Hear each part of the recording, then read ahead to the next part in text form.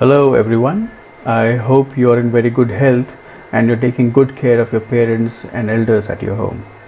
Today's article has been taken from the Hindu newspaper dated 13th of May 2020. The title of this article is Perilous State. Now this article talks about the financial situation of the states, of the center, and how the center and states can help each other and themselves through this crisis that the pandemic has given us.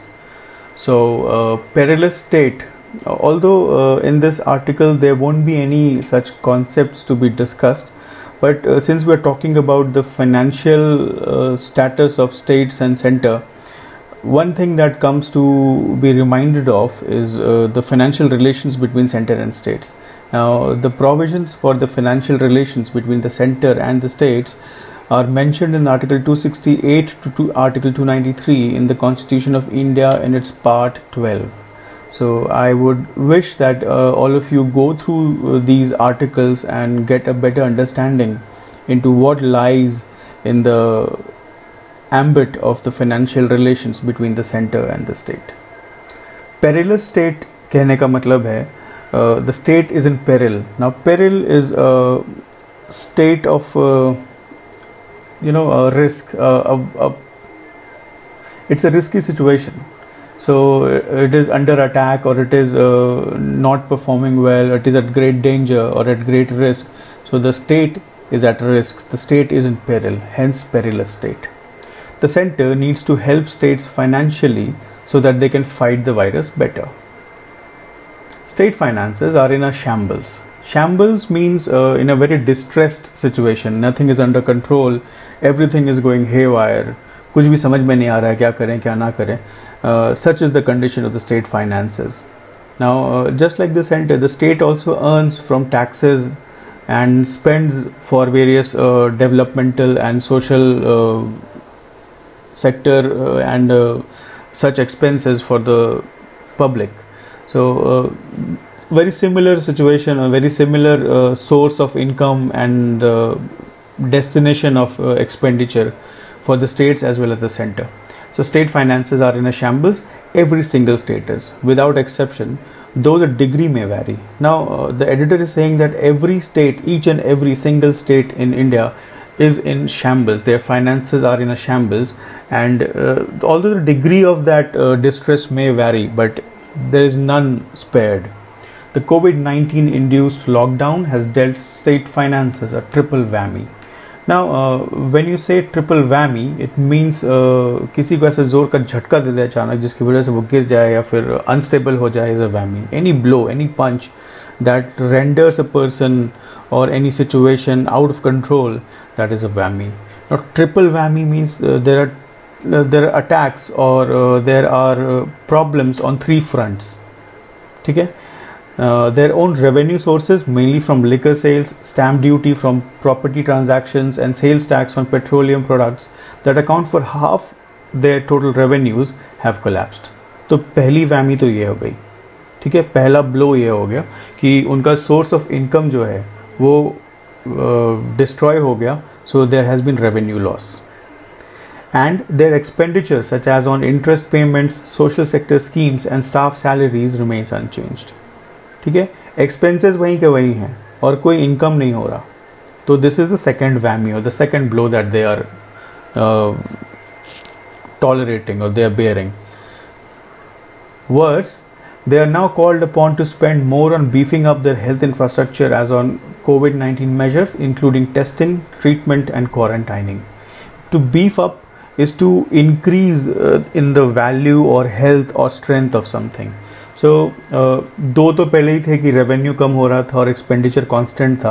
The third blow और the third whammy is that extra expenses on healthcare owing to the COVID-19 situation. They have to spend more on testing, treatment and quarantining. They have to buy test kits. They have to arrange for the treatment of their patients, and they have to make arrangements for quarantining. All these come at extra expenses. So there is revenue loss, there is expenditure which is constant, and there are extra expenses on healthcare.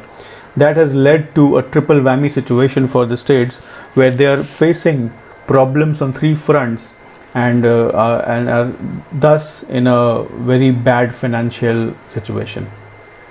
So it is not surprising that all of them, including the gold standard ones such as Maharashtra, Tamil Nadu and Karnataka, are now pleading for funding support from the center and relaxation and borrowing rules by the RBI. ठीक है, महाराष्ट्र, तमिलनाडु और कर्नाटका को gold standard states कहा गया है. मतलब they have very exceptionally good financial situations they used to have, but in the times such as these, even these states have floundered, and they are pleading, they are earnestly requesting, emotionally requesting for support from the center, and that the RBI relaxes some rules so that they can borrow at lower interest rates. And the center has been watching silently, even as some states have gone ahead and cut salaries of their employees and pension benefits to rein in expenses. To rein in is to control. घोड़े का लगाम को reign कहा जाता है. तो that when used as verb is to control something. ठीक है. So the center has been watching silently. Center has not been responding to such pleading till now, and some states have gone to the extent of cutting salaries of their employees and the pension benefits to control the expenses. ठीक है. When they pay salaries and the pensions etc., that comes under the expenditure of the government. ठीक है. So to control that expenditure, to control the expenses, they have cut the salaries and pensions. Not all states have, but some states have done this. It could be argued that by seeking consecutive extensions of the lockdown, which imposes tremendous strain on not just their finances but also that of the center, the states are wrong in their approach. ठीक है. Consecutive का मतलब होता है एक के बाद एक, लगातार. So states seeking regular or continuous extension of the lockdowns, which imposes tremendous strain on not just finances of the state but also of the center, the states may be wrong in this approach. The states may be wrong in asking for extensions one after another. Are they taking the easy option by seeking extensions and simultaneously demanding financial support from the center? Tamil Nadu, Karnataka and Maharashtra, in their desperation, commenced liquor sales with outlets flouting all physical distancing norms. To commence is to start. ठीक है. Flout कर रहे हैं तो openly disregard कर रहे हैं. तो जैसा कि हम सबने न्यूज़ में देखा, when these liquor shops were opened in these states, all physical distancing or social distancing norms or rules were flouted, were disregarded. The fear is that this could seed fresh infections.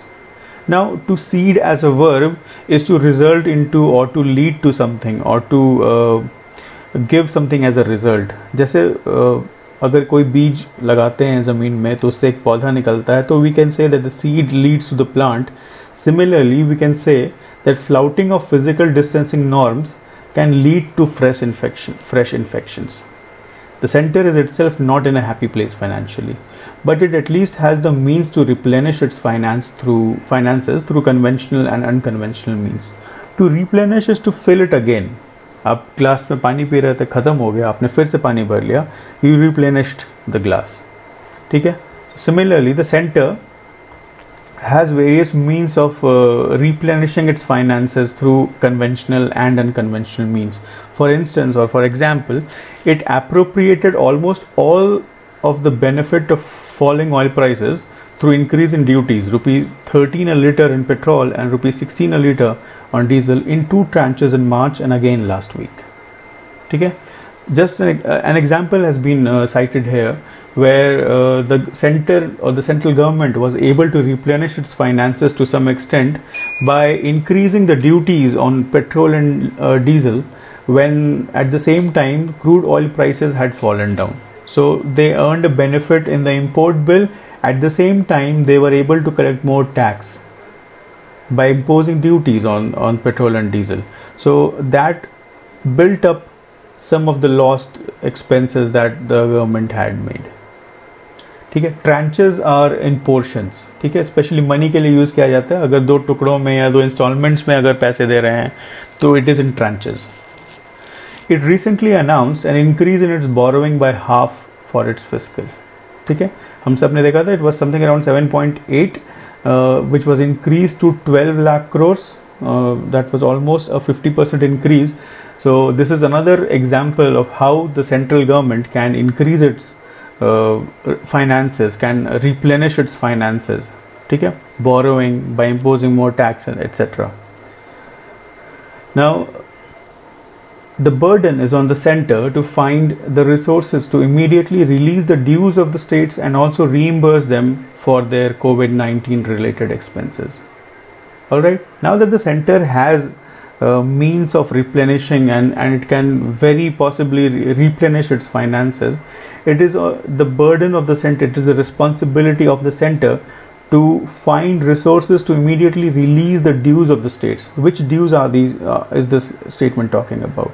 It is talking about the GST reimbursements that the states owe to the center, or the center owes to the states. Sorry, there has been collection of GST which needs to be repaid to the states. That it is those dues that is being talked about in this statement. So the center should find resources to immediately release those dues and also reimburse them for the COVID-19 related expenses. Whatever the state governments have spent, or whatever their expenditure has been on COVID-19 related steps, also need to be reimbursed by the center. Now, reimburse is to repay.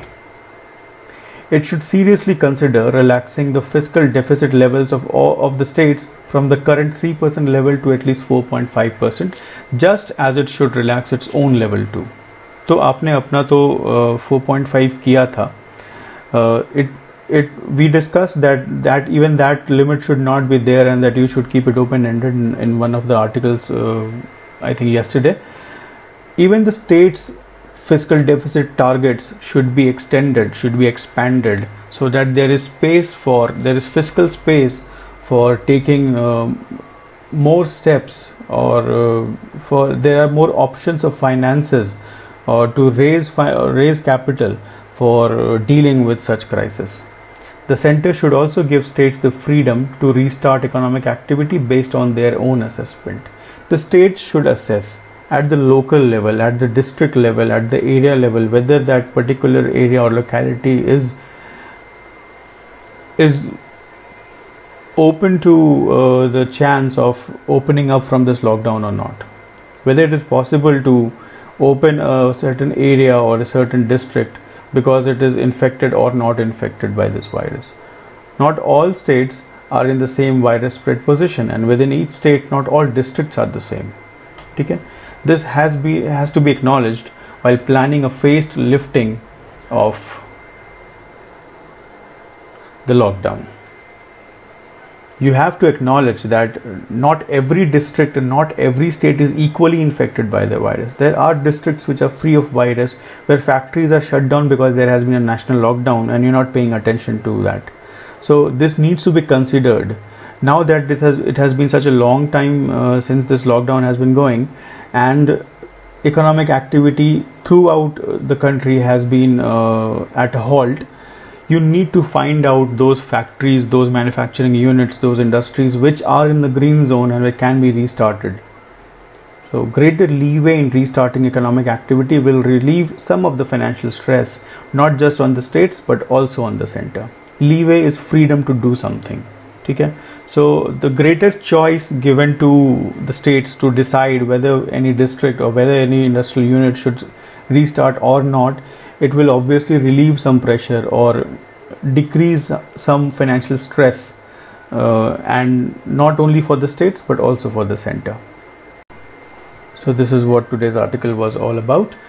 Thank you for watching. Stay in and stay safe and take good care of yourself. This is me signing off for today.